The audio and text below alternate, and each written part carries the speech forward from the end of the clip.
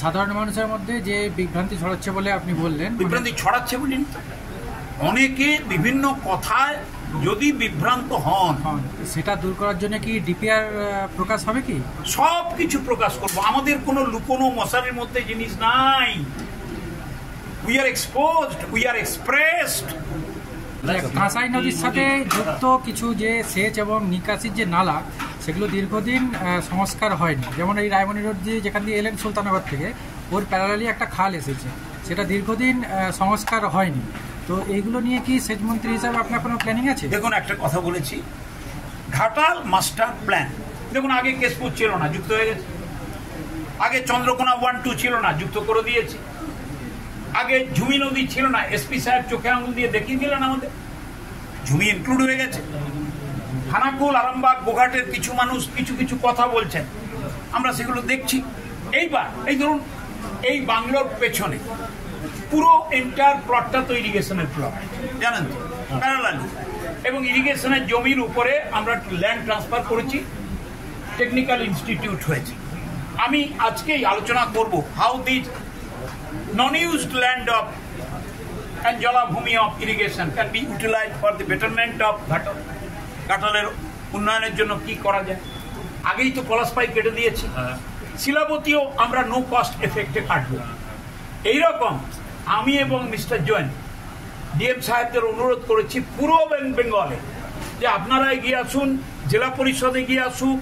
মুখ্যমন্ত্রী চাইছেন 1,77,000 কোটি টাকা দিল্লি দেয়নি। 2015 সাল থেকে সেচ দপ্তরকে একটা পয়সা বিজেপির কেন্দ্রীয় সরকার দেয়নি। সে নদী বক্ষ সংস্কারের জন্য, কাটার জন্যও দেয়নি, ভাঙা বাঁধ মেরামতির জন্যও দেয়নি।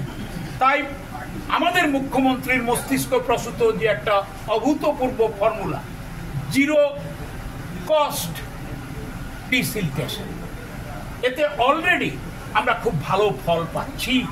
উল্টে আমরা দিতাম 587 কোটি টাকা 817 কিলোমিটার নদী বক্ষ সংস্কারের জন্য প্রতি বছর।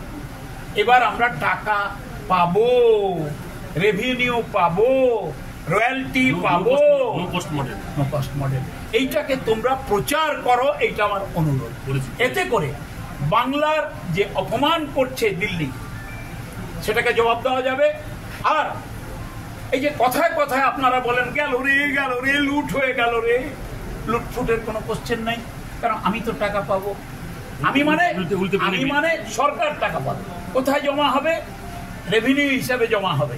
তাহলে মুখ্যমন্ত্রী যদি আজকে 587 কোটি না দিয়ে 500 কোটি টাকা আমাদের কাছ থেকে পান, আমি তো তাকে হাত জোড়ো করে বলবো, ম্যাডাম আরো 2টা ব্রিজ করে দিন, আরো একটা প্রজেক্ট করে দিন।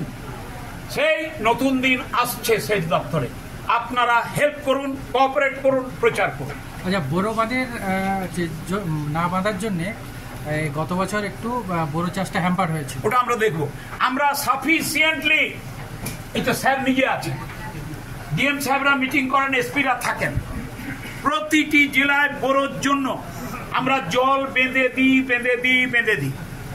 কোনো বোরো জলের এতটুকু অভাব হয় না।